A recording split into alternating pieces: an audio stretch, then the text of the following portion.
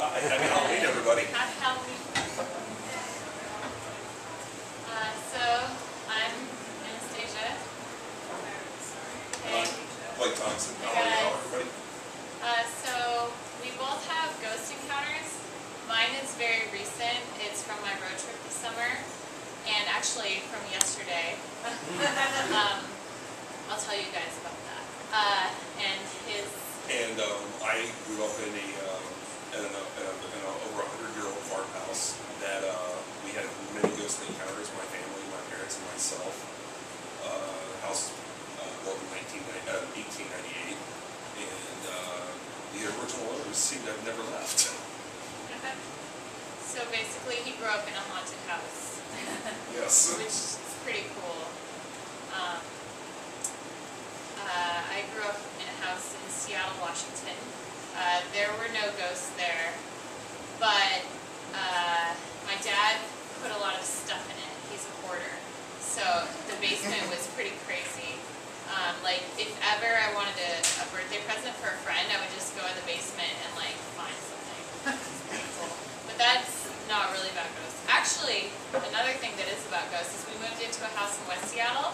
There was, like, this huge house down this steep gravel driveway, and there's a willow tree that kind of blows, and we lived in this house, and this old lady used to live in it, like really old lady, and then she died, and then she left it to her daughter, and then her daughter sold it, but my mom thinks that house is haunted, and I do too, because I don't like to spend any time there because I have a panic attack when I leave. So, but anyway, those aren't my ghost stories. I guess, should I go first or should you go first? Okay.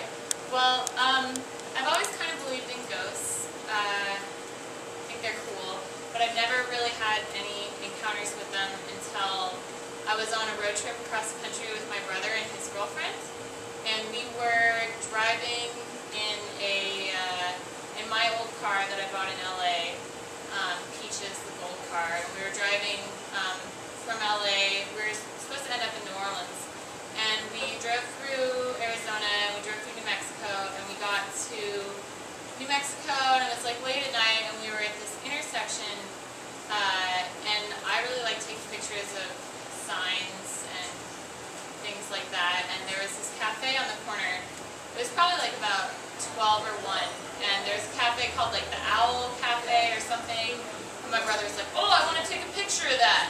And so we get out of the car, and we take a picture, and like we look at the picture and it flashes, right? So my camera's really good, so I usually don't use the flash because it kind of finds its own light, but the flash captured all these glowing orbs in the picture, and we're at this intersection, like, there's nothing in the air, nothing. Like, I look around, there's no dust particles, there's nothing floating around, there's no lights. It's just a bunch of lazy little houses, an old cafe that's closed, and like orbs of light. And so we take a bunch of pictures, and there's a whole bunch of orbs of light.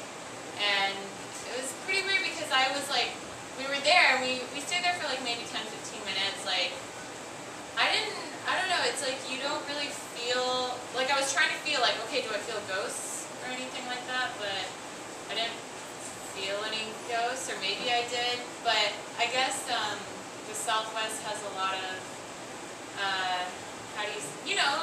people died there, fought for America. Historically, yes. Historically.